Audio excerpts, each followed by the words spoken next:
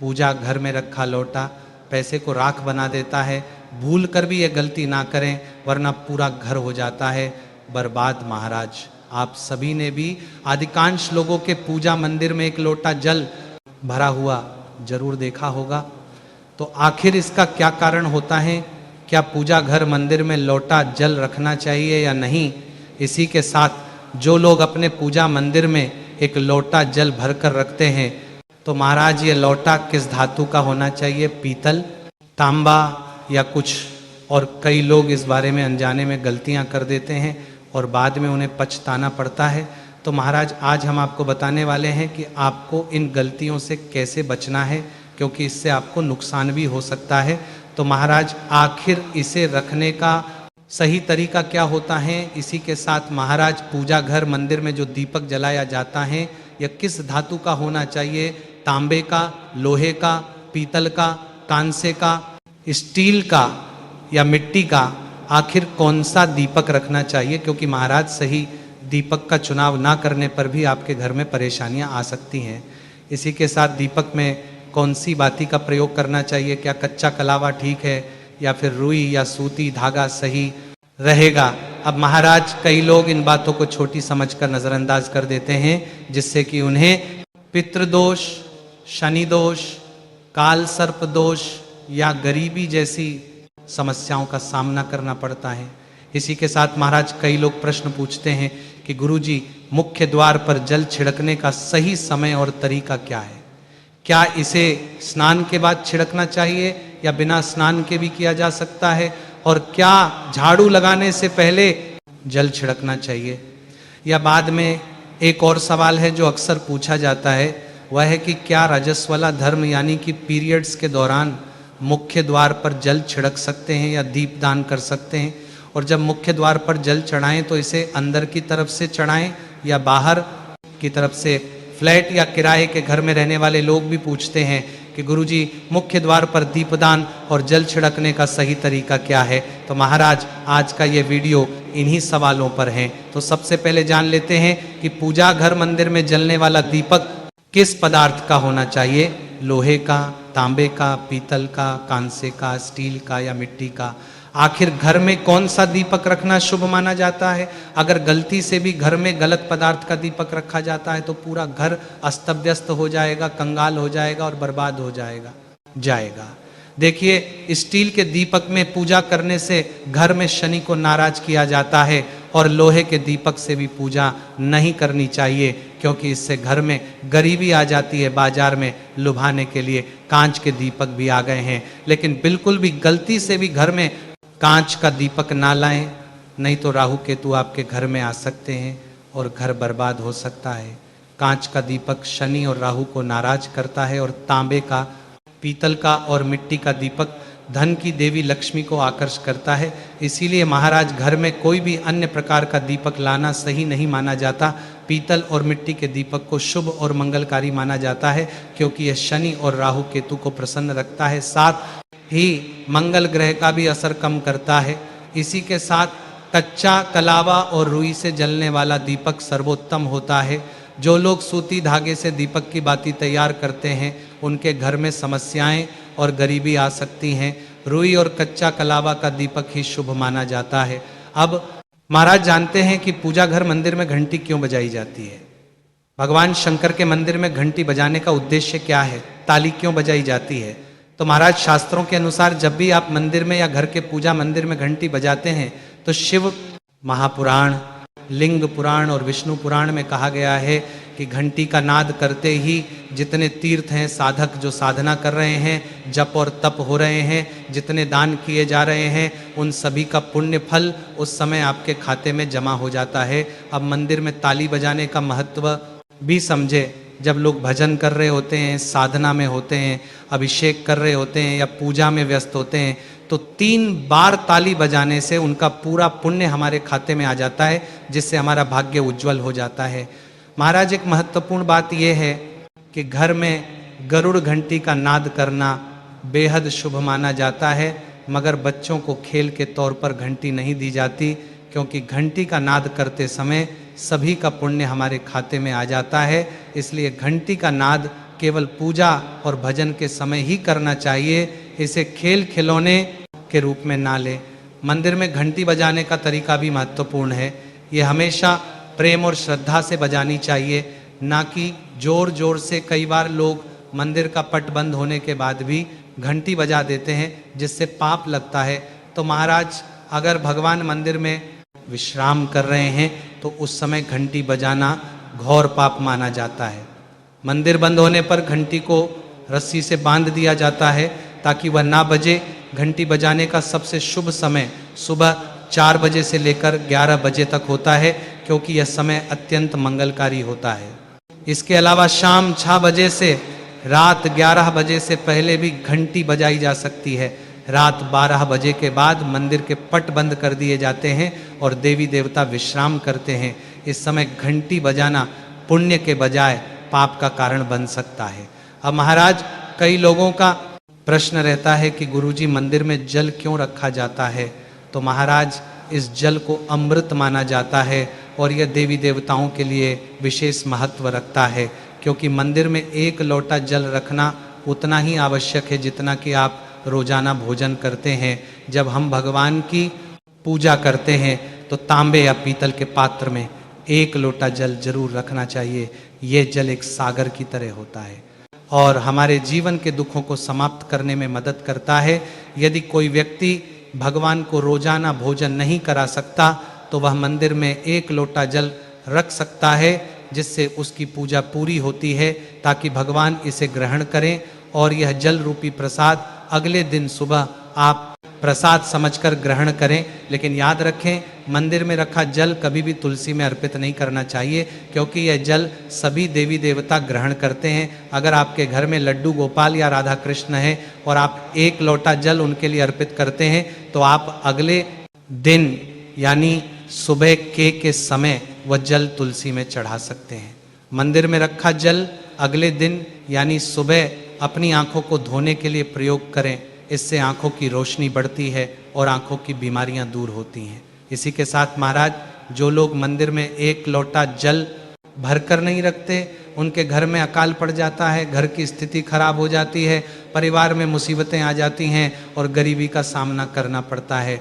आप चाहे तो 1 लोटा जल में फूल आदि डालकर रख सकते हैं, जो बहुत शुभ माना जाता है। मंदिर में रखा जल का एक और उपयोग यह है कि इसे घर की रसोई में खाना बनाने में या पीने में भी प्रयोग कर सकते हैं। लेकिन यह जल तभी इस्तेमाल करें जब आपके घर में सात्विक भोजन बनता हो। अगर लहसुन या प्याज का इस्तेमाल होता है तो इस जल का प्रयोग खाना बनाने में न करें। इस जल को परिवार के सभी सदस्य थोड़ी थोड़ी मात्रा में पी सकते हैं और बचा हुआ जल आप घर के पौधों में डाल सकते हैं। ये जल व्यर्थ नहीं होता, इसके बहुत सारे उपयोग होते हैं। अगर हम सही तरीके से इसका प्रयोग करें तो ये हमारे जीवन की परेशानियों को सुलझा सकता है। मंत्रों से अभिमंत्रित जल बहुत शक्तिशाली होता है और हमारे घर के मंदिर में रखा जल देवताओं का आशीर्वाद होता है, क्योंकि महाराज वो हमेशा देवता के पास होता है। इस जल में सभी सकारात्मक शक्तियां समाहित होती हैं और अगर हम इसका सही प्रयोग करें तो ये हमारे जीवन में सकारात्मक परिवर्तन ला सकता है। यानी कि आप जल को पीने में, खाना बनाने में, घर में छिड़काव करने में इस्तेमाल करते हैं तो इससे हमारी समस्याओं का समाधान होता है। और अगर कोई भी कार्य नियमित तौर पर किया जाता है तो हमें उसका लाभ जरूर मिलता है। कभी कभी करेंगे तो उतना लाभ दिखाई नहीं देगा, लेकिन अगर आप नियम बना ले कि हर रोज उसी जल से घर में छिड़काव करना है, घर के हर व्यक्ति को थोड़ा थोड़ा पीने के लिए देना है, बचा हुआ जल पौधों में डालना है, दुकान पर छिड़कना है, व्यापारिक स्थल पर छिड़काव करना है, बच्चों की किताब और तिजोरी में छिड़काव करना है, तो आपको निश्चित ही चमत्कार देखने को मिलेगा। इसी तरह से जो रसोई में रखा हुआ जल होता है उसका छिड़काव आप अपने घर के मुख्य द्वार पर करें तो इसका लाभ बहुत जल्दी दिखाई देगा। लेकिन इसे अपने रूटीन में शामिल करना होगा और प्रतिदिन नियम से यह कार्य करना होगा, तभी आपको लाभ मिलेगा। महाराज, कई लोगों के सवाल होते हैं कि गुरुजी, मंदिर में रखा जल जब हम अगले दिन उठाते हैं तो उसमें कभी कभी कीड़े मकोड़े पड़ जाते हैं, तो क्या हम उसे ढक सकते हैं? हाँ, आप उसे पूजा के बाद किसी प्लेट या कटोरी से ढक सकते हैं, जब आप अगले दिन उस जल को उठाएंगे तो वह बिल्कुल शुद्ध और साफ सुथरा होगा। महाराज, आप इस जल का प्रयोग किसी भी कार्य में कर सकते हैं। जब भी आप घर के मुख्य द्वार पर जल छिड़काव करें तो भगवान गणेश के मंत्र ओम गण गणपते नमः जरूर बोले। अब महाराज, इसके अलावा कुछ लोग पूछते हैं कि मंदिर में जल रखना जरूरी है या नहीं, और रखा हुआ जल क्या करना चाहिए। तो शास्त्रों के अनुसार घर के मंदिर में 1 लोटा जल रखना बहुत जरूरी है। जल ऊर्जा को संचित करता है। जब आप पूजा करते हैं, मंत्र जपते हैं या भगवान से प्रार्थना करते हैं तो इन सभी की ऊर्जा उस जल में समाहित हो जाती है। यही कारण है कि मंदिर में जल रखना आवश्यक है। इसीलिए महाराज, सुबह की पूजा के दौरान 1 लोटा जल मंदिर में अवश्य रखें और दीपक जलाए। यह अग्नि और जल के संतुलन का प्रतीक है। पूजा के बाद इस जल का उपयोग शुभ कार्यों में करें, जैसे पौधों में डालना या घर में छिड़काव करना। यह सकारात्मक ऊर्जा को बढ़ाता है। सुबह की पूजा के समय हम मंदिर में जल रखते हैं। अगली सुबह जब आप पूजा करने जाते हैं तो सबसे पहले उस जल का उपयोग करें। आप पूरे घर में उस जल का छिड़काव कर सकते हैं। ये जल आपके घर को शुद्ध करता है, क्योंकि कि ये सकारात्मक ऊर्जा से भरा होता है। इससे कई बीमारियां भी दूर हो जाती हैं और घर में नकारात्मक ऊर्जा का प्रवेश नहीं होता है। महाराज, अगर आप नियमित रूप से इस जल का छिड़काव करते हैं तो आपके घर की समस्याएं धीरे धीरे खत्म होने लगती हैं। कभी कभी लोग ये शिकायत करते हैं कि दवाइयाँ असर नहीं करती। ऐसे में अगर दवाइयाँ के साथ साथ रोगी को इस जल को पिला दिया जाए तो दवाइयाँ जल्दी असर करने लगती हैं। इसी तरह अगर परिवार में कलह और झगड़े रहते हैं तो परिवार के सभी सदस्य इस जल को थोड़ा थोड़ा पी सकते हैं। इससे धीरे धीरे सकारात्मक विचारों का प्रवाह थोड़ा शुरू होता है और घर में शांति और समन्वय आता है। महाराज, अगर आपका कोई व्यापार है या दुकान है तो इस जल का थोड़ा सा छिड़काव वहाँ भी करें। ये आपके व्यापार को सफल बनाता है और किसी भी तरह की परेशानी से भी बचाता है, क्योंकि ये जल बेहद सकारात्मक ऊर्जा से भरा होता है। महाराज, अब ये भी जान लेते हैं कि मुख्य द्वार पर जल छिड़कने का सही समय और विधि क्या है। तो महाराज, अगर आप मुख्य द्वार पर जल चढ़ाते हैं तो आपको यह ध्यान रखना है कि जल को रात में सोने से पहले एक पात्र में भरकर रखना चाहिए। आप कोई भी पात्र ले सकते हैं, जैसे तांबे, पीतल, स्टील या चांदी का। यदि गंगा जल उपलब्ध हो तो उसे थोड़ी मात्रा में डालें और फिर शुद्ध जल से पात्र भर दें। अगर गंगा जल नहीं है तो केवल शुद्ध जल भी पर्याप्त है। अब महाराज, इस जल से भरे पात्र को आप अपने घर की रसोई में रख दीजिए और सुबह उठकर इस जल का छिड़काव आप अपने घर के मुख्य द्वार पर करें। मुख्य द्वार पर सुबह सबसे पहले छिड़काव किया गया जल घर की सभी समस्याओं को दूर करता है। यदि आप नकारात्मक ऊर्जा, मानसिक परेशानी, आर्थिक तंगी या वास्तु दोष से परेशान हैं तो ये उपाय परेशान आपकी मदद करेगा। रसोई में रखा जल मुख्य द्वार पर छिड़कने से आपके घर की परेशानियां समाप्त हो सकती हैं। यह उपाय न केवल वास्तु दोष और पितृ दोष को समाप्त करता है, बल्कि तंत्र मंत्र या बुरी नजर के प्रभाव को भी खत्म करने में सहायक है। इस उपाय को नियमित करने से घर में सुख समृद्धि बनी रहती है और बीमारियों से भी मुक्ति मिलती है। आपको यह जल सूर्योदय से पहले मुख्य द्वार पर छिड़कना चाहिए। अगर सूर्योदय के बाद आप मुख्य द्वार को अन्य जल से धोना चाहे तो ये कोई समस्या नहीं है भक्तों, लेकिन ये विशेष जल सूर्योदय से पहले ही छिड़क दिया जाना चाहिए। अब महाराज, कई लोग पूछते हैं कि क्या यह जल छिड़कने से पहले स्नान करना जरूरी है या बिना स्नान किए भी इसे किया जा सकता है। तो देखिए, जो जल हम सुबह मुख्य द्वार पर छिड़कते हैं वह एक महत्वपूर्ण उपाय है। इसे स्नान करने के बाद करना आवश्यक नहीं है। इसीलिए सुबह जल्दी उठे, सबसे पहले रसोई में जाएं और पहले से रखे जल को लेकर मुख्य द्वार पर जाएं, मुख्य द्वार खोलें और इस जल का छिड़काव करें। जल छिड़कते समय अपने पितरों और माँ लक्ष्मी का ध्यान जरूर बनाने करें। ऐसा कहा जाता है कि सुबह सुबह माँ लक्ष्मी हर घर के द्वार पर आती है। जिन घरों के द्वार खुले होते हैं और जहाँ जल का छिड़काव किया गया होता है वहाँ माँ लक्ष्मी प्रवेश करती हैं। जल छिड़कते समय अपने मन में माँ लक्ष्मी से प्रार्थना करें, हे माँ लक्ष्मी की आप मेरे घर में प्रवेश करें, मैं आपका स्वागत करने के लिए तैयार हूँ। इसके बाद पितरों का ध्यान करें, क्योंकि महाराज घर की दहलीज को पितरों का वास स्थान माना जाता है। जब आप दहलीज पर जल छिड़कते हैं तो पितर भी प्रसन्न होते हैं और उनका आशीर्वाद आपको मिलता है। तो आपको स्नान करने की आवश्यकता नहीं है, आप बिना स्नान किए भी ये कार्य कर सकते हैं। अब महाराज आपके अगले प्रश्न की बात करें कि क्या जल का छिड़काव झाड़ू लगाने के बाद करना चाहिए या पहले, इसका उत्तर ये है कि सुबह उठने के बाद सबसे पहला कार्य जल का छिड़काव करना चाहिए। इसके बाद आप झाड़ू लगा सकते हैं। सुबह उठते ही सबसे पहले बिस्तर पर बैठकर अपने दोनों हथेलियों को देखें और माँ लक्ष्मी का ध्यान करें। यदि आप चाहे तो कराग्रे वसते लक्ष्मी कर मध्य सरस्वती कर मूले तु गोविंद प्रभाते कर दर्शन, फिर दोनों हाथ जोड़कर देवी देवताओं को प्रणाम करें। इसके बाद हाथ से धरती माता को स्पर्श कर प्रणाम करें और धीरे से अपना दाहिना पांव जमीन पर रखें। फिर रसोई में जाकर जल लें और मुख्य द्वार पर जल छिड़क दें। जल छिड़कते समय माँ लक्ष्मी और भगवान विष्णु का ध्यान अवश्य करें। अब महाराज उसके बाद आप अपने घर के अंदर आकर अपनी दिनचर्या जैसे झाड़ू लगाना, स्नान करना आदि कर सकते हैं। अब कुछ लोगों का यह सवाल होता है कि क्या जल छिड़कने के बाद मुख्य द्वार की सफाई की जा रही है? सकती है। तो हाँ, आप ऐसा कर सकते हैं। पहले रसोई में रखा जल मुख्य द्वार पर छिड़क दें। इसके बाद अतिरिक्त पानी लेकर मुख्य द्वार की अच्छे से सफाई झाड़ू या पानी से कर सकते हैं। अब महाराज कुछ लोगों का सवाल रहता है कि अगर वे फ्लैट या किराए के कमरे में रहते हैं तो जल का छिड़काव और दीपदान कहाँ करें? तो इसका उत्तर यह है कि आप जहाँ रहते हैं वहाँ के गेट को ही अपना मुख्य द्वार माने, यानी कि जिस दरवाजे पर आपका नाम लिखा हो या नेम प्लेट लगी हो वहीं पर जल छिड़कना है और दीपदान करें। अगर आपके पास एक ही कमरा है तो कमरे के दरवाजे को मुख्य द्वार माने और वहीं पर ये उपाय करें।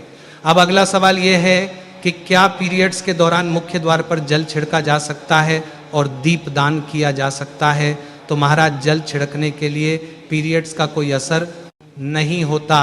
आप जल छिड़क सकते हैं, लेकिन दीपदान कार्मिक पूजा में आता है जो कि बिना शुद्धता के नहीं किया जा सकता।